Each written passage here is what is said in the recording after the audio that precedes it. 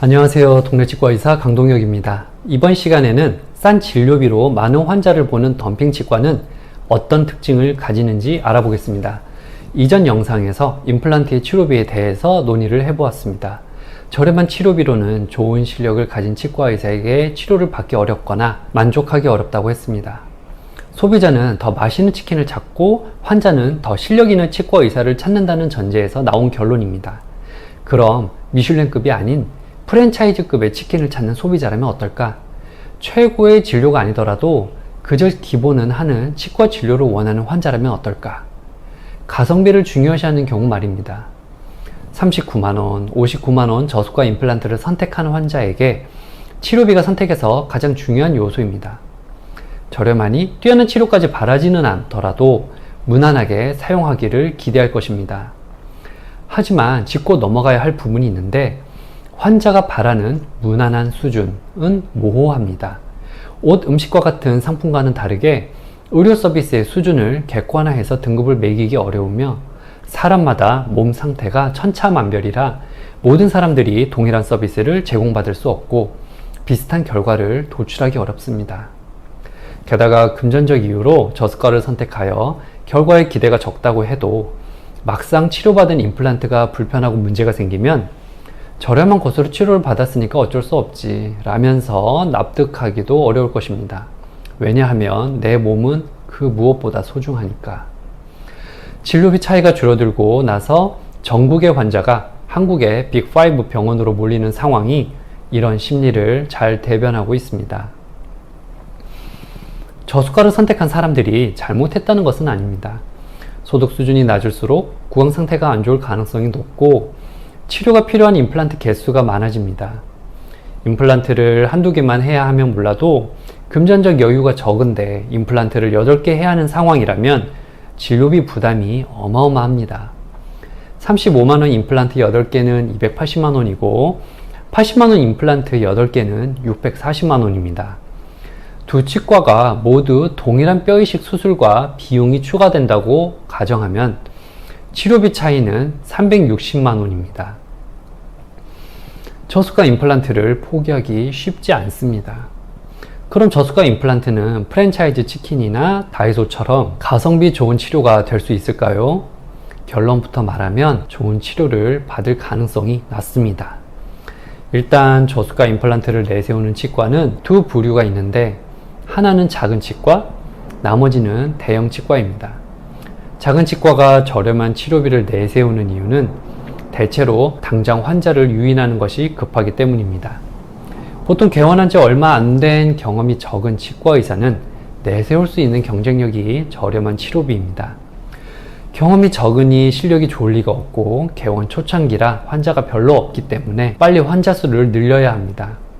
과거에는 경쟁이 치열하지 않아서 저수가에 압박이 없었지만 2022년 통계를 보면 개원한 지 2년 뒤에 서울은 50% 폐업, 수도권은 30%가 폐업할 정도로 경쟁이 치열합니다. 따라서 일단 매출부터 올려야 하는 입장에서 울며 겨자 먹기로 저수가 임플란트를 하게 됩니다. 안타까운 점은 치과를 오픈한 의사, 즉 개원이가 되기 전에 페이닥터를 하면서 충분한 임상 경험을 쌓아야 하는데 그게 거의 불가능하다는 것입니다. 경쟁이 치열하다 보니 임플란트처럼 중요한 케이스는 원장이 직접 하지 페이닥터에게 해보라고 기회를 도통 주지 않습니다. 저수가가 의사의 수술 실력을 반영하는 것은 아니지만 반대로 실력이 좋지 않으면 그것이 저수가로 반영될 가능성은 높습니다. 실력이 떨어지는 치과는 상대적으로 살아남을 가능성이 낮기 때문에 임플란트 치료 후 사후 관리에 문제가 생길 수 있습니다. 실력이 좋아도 저수가에서는 마진이 적기 때문에 대충 적당히 치료할 가능성도 높아집니다.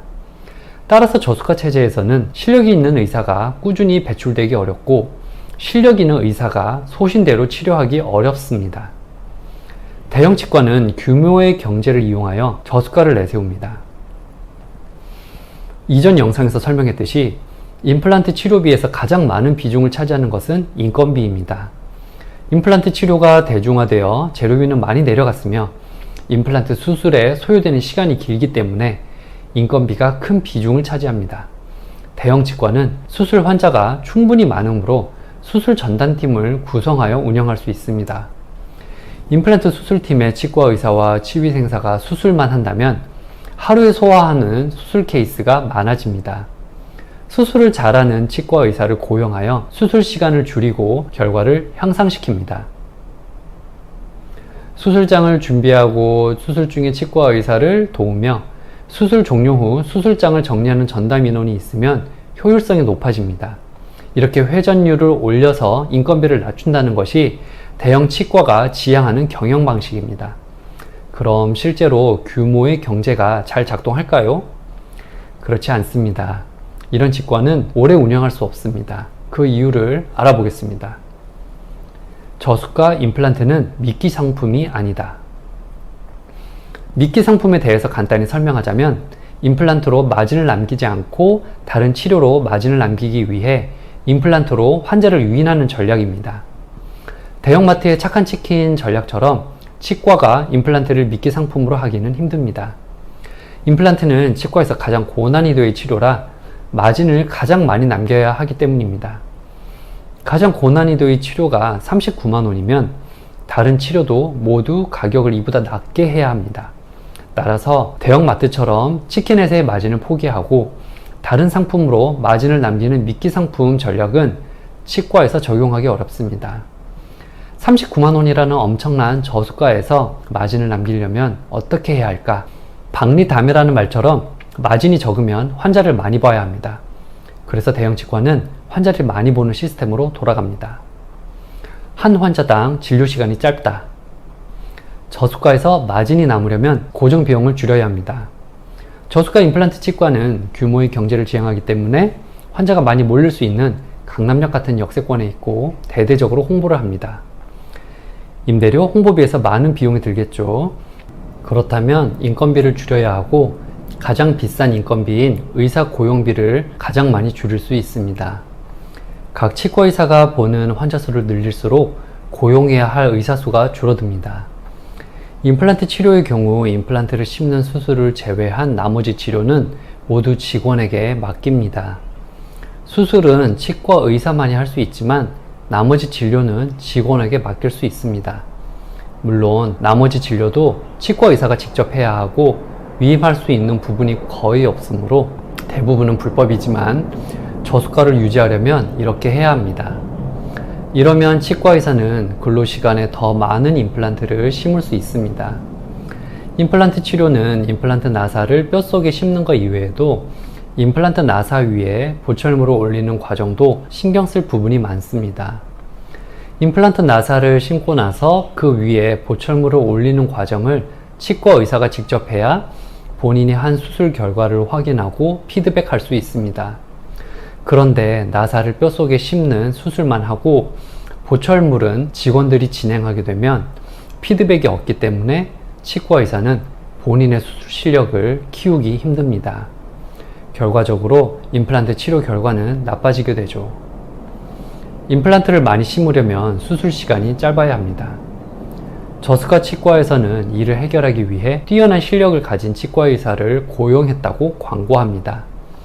하지만 뛰어난 실력을 가졌다고 해도 많은 환자를 짧은 시간에 수술하는 것은 항상 계획대로 진행되지 않습니다. 치킨이나 다이소 제품은 일정한 재료를 준비해서 일률적인 과정으로 상품을 생산합니다. 그러나 사람 몸은 상품을 생산할 때 준비하는 재료처럼 일정하지 않습니다. 사람마다 몸 상태가 다르고 고려해야 할 부분이 많습니다. 전신질환과 연세가 있는 환자는 수술하기 전에 오래 대면하면서 심신 상태, 생활 습관 등을 파악해야 합니다. 뛰어난 수술 실력을 가졌다는 것은 단지 손이 좋다는 것뿐 아니라 환자의 상태를 정확하게 파악하여 거기에 맞는 수술법을 준비한다는 말이기도 합니다. 간혹 환자를 오랜 시간 진찰했는데도 수술 중에 생각지 못한 변수가 나타나기도 합니다. 이런 상황에 부딪혔을 때 주어진 시간이 적으면 실력이 좋은 치과 의사라 하더라도 결과가 좋은 수술법이 아니라 결과가 나빠지더라도 빨리 끝내는 수술을 하게 될 것입니다. 실력이 좋아도 소용이 없는 것입니다. 치과 의사가 자주 바뀐다. 결국 치과 의사 입장에서 보면 제한된 시간 내에 많은 수술을 소화해야 하고 수술 결과가 나빠지고 수술을 검토할 기회가 없어서 사건 사고가 많이 생깁니다. 여기에서 오는 스트레스가 엄청나기 때문에 저수가 치과에서 지속적으로 근무하기 힘듭니다. 그래서 처음 치과가 오픈할 때에는 수술 경험이 많은 사람이 진료를 했으나 한참 시간이 지난 뒤에 점점 떠나는 것을 보게 됩니다. 이런 진료 여건은 시간이 지나면 소문이 나서 실력자들은 그런 병원을 기피하게 되고 수술 경험을 쌓고 싶은 의사로 채워집니다. 실력이 있는 의사가 많으면 사건 사고가 생겨도 서로 도울 수 있지만 인건비를 아껴야 하는 덤핑 대형 치과는 소수의 고수를 제외한 나머지는 인건비가 싸고 마스크만 그럴싸한 핫바리들을 고용합니다. 그래서 일하던 실력자가 나가면 난리가 나죠. 의욕은 앞섰는데 감당할 수 있는지 가능 못하는 풋내기가 거기서 일하면 맨날 사고치고 스트레스 받다가 빤스런합니다. 시간이 흐르면 흐를수록 사건 사고가 난 환자들이 쌓이게 되고 나중에 이거 수습하느라 다른 환자를 제대로 보지 못할 만큼 진료에 차질이 생깁니다. 이 지경이 되면 더 이상 수습이 불가능합니다. 나중에 고용된 의사일수록 사건 사고 수습하느라 고생만 겁나게 하다가 그만두는 사태가 생깁니다. 이 지경이 되면 의사가 자주 바뀌니까 홈페이지 의료진 소개가 바뀌지 않고 예전 그대로 방치되어 있습니다. 데스크에 직원이 많다. 그래서 이런 병원은 데스크에 직원이 엄청 많이 앉아 있는데 단순히 환자가 많아서가 아니라 사건 사고 난 거 수습해야 하기 때문에 직원이 많이 필요한 것입니다. 치료 중이거나 전에 치료받았던 환자의 질문, 불평, 불만에 응대하느라 바쁜 것이죠. 대기실에 환자로 붐빈다. 치료가 종료된 환자는 예약 후 내원하면 되지만 치료 중인 환자는 예약이 차 있어도 사이에 비집고 진료해야 하는 경우가 많습니다. 제대로 치료를 하면 이런 일이 별로 없지만 어설프면 수습할 일이 많아져서 대기실에서 기다리는 환자가 많아집니다. 얼핏 보면 치과가 엄청 잘 되어서 환자가 많은 것처럼 보입니다. 덤핑 치과에서 크라운 치료를 받던 환자 여러 명이 제 병원에 내원한 적이 있었는데 임시치아와 크라운 만듦새가 허접해서 자꾸 탈락하여 멀리 있는 그 병원까지 가기는 힘들어서 여기에 왔다고 했습니다. 그 병원은 예약이 차 있어서 잡기도 쉽지 않다고 했습니다. 그럴만합니다. 직원도 자주 바뀐다. 이런 분위기 속에서 일하는 직원도 스트레스 많이 받아 그만두게 됩니다. 직원이 자주 바뀌기 시작하면 병원의 시스템을 잘 아는 직원이 점점 사라지고 새로 들어온 직원은 인수인계를 제대로 받지 못하니 또 다시 금방 나갑니다. 이런 악순환이 지속됩니다. 치과의사와 마찬가지로 이런 분위기 파악 못하는 초짜, 초보 인력이 빈 자리를 채워나갑니다. 일 잘하고 눈치 있는 사람들은 지원을 안 하거나 금방 빤스런을 합니다. 금방 폐업한다. 그럼 이 병원을 세운 사람은 덤핑 대형 치과가 이렇게 될 거라는 걸 전혀 몰랐을까요? 그렇지 않을 것입니다. 보통 5년 정도 지나면 폐업하는 것을 생각합니다. 엄청난 자금이 들어가는 치과를 열면서 치과 재무제표가 어떻게 돌아갈지 예상 못했을 리가 없습니다. 대충대충 해온 진료가 쌓이면 부메랑이 되어서 돌아오고 시간이 지날수록 사고 난 거 수습하느라 다른 환자를 보기 힘들어집니다. 진료에 대한 책임은 폐업을 해야 벗어날 수 있습니다. 그래서 다들 환자 최대한 끌어모아서 수금한 다음에 빤스런 하는 것입니다. 현재 한국에서 잘 나가는 어떤 대형 치과도 대표가 5년 생각하고 열었는데 생각보다 잘 되어서 계속하고 있다는 말을 전해 듣기도 했습니다. 코로나 전에 강남역에 열었던 덤핑 대형 치과 중 50%가 폐업했다고 합니다. 위에서 열거한 문제 이외에 또 다른 변수가 생겨서가 아닐까 추측해 봅니다. 코로나를 겪으면서 경기를 부양하기 위해 돈을 시중에 엄청나게 많이 풀었고 유동성의 증가로 물가가 엄청나게 상승했습니다. 그 결과 인건비가 많이 올랐으며 인건비의 상승이 치명적으로 작용했을 거라고 봅니다. 대표 원장은 바지 사장. 덤핑 치과는 사람들에게 친근한 이미지를 어필해야 하므로 SNS, 틱톡 등 소셜미디어나 하트 시그널 등의 연애 프로그램으로 유명해진 셀럽 치과 의사를 고용하는 경우도 종종 있습니다. 그 사람을 대표 원장으로 하고 실제 진료를 이끌어 나가는 사람은 경험이 있는 나이 든 의사인 경우가 많습니다. 그래서 의료진을 쭉 살펴보면 젊고 얼굴 반반한 치과 의사 몇 명 앞에 내세우고 나이와 경력이 있는 치과 의사 몇 명이 뒤에 있다는 것을 확인할 수 있습니다. 대표 원장은 본인의 인지도를 이용해서 경력 좀 쌓다가 더 좋은 조건을 제시하는 병원으로 옮기거나 자기 병원을 개원하기 위해 나가는 경우가 많습니다. 젊은 의사 중에 대형 병원을 오픈할 돈이 있는 사람이 얼마나 있을까요? 대부분은 얼굴 마담 또는 바지 사장에 불과합니다. 실소유주의 정체를 공식적으로 확인하기 어렵습니다. 호객 행위는 데스크의 실장의 말빨로. 비용 때문에 덤핑 치과를 선택했다면 몰라도 잘 치료한다는 소개를 받고 병원을 방문한 사람은 순진할 가능성이 높습니다. 생긴 지 얼마 안 된 병원이라 진료 후기, 치료받은 사람의 추천이 부족합니다. 시간이 지나도 의사가 자주 바뀌는데 추천이 무슨 소용이겠습니까? 따라서 부족한 추천은 환자와 상담하는 실장의 말빨로 만들어집니다. 실장이 본인은 잘 알지도 못하는 원장의 치료를 근거 없이 칭찬하거나 보증합니다. 또는 주변 사람들이 그 병원을 이용하니까 당신도 이용하라는 군중 심리를 이용합니다. 이런 얘기를 통해서 치료에 대한 신뢰를 얻습니다. 그 병원을 겪었던 환자들과 얘기해보면 주변 추천인 중에 진료를 충분히 받은 사람이 없습니다. 또는 진료를 다 받았지만 받은 진료의 수준이 어떤지 잘 모르는 경우도 많습니다. 지인이 그 병원에서 치료를 받기 시작했는데 너무 괜찮아서 본인에게 추천했다는 경우도 많습니다. 보통 이런 병원에서는 지인을 소개하면 치료비를 할인해 줍니다. 실장이 마음에 들어서 병원을 다닌다는 사람도 많습니다. 말하자면 그 병원을 추천하는 사람 중에 어느 누구도 그 병원에서 치료를 받아보고 진실되게 말해주는 사람이 없다는 말입니다. 순진한 20대 초반의 친구들끼리 추천으로 줄줄이 이어지는 경우도 많이 봤습니다. 마치며 사후 관리를 생각하자. 덤핑 치과에서 치료해주는 의사가 5년, 10년 뒤에도 계속 있을지 병원이 계속 있을지는 미지수입니다. 임플란트는 한 번 심으면 끝이 아닙니다. 뼈 속에 심은 임플란트라는 나사는 치아로 치면 뿌리에 해당합니다. 이 나사가 뼈에 잘 달라붙어서 단단하게 고정되어야 합니다.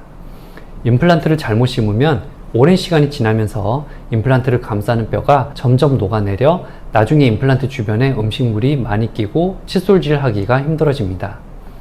임플란트를 감싸는 뼈가 부족해지면 임플란트 나사가 흔들려서 임플란트를 뽑아야 할 수도 있습니다. 이것은 마치 치아를 감싸는 뼈가 많이 녹아서 치아가 흔들리면 뽑는 것과 같습니다.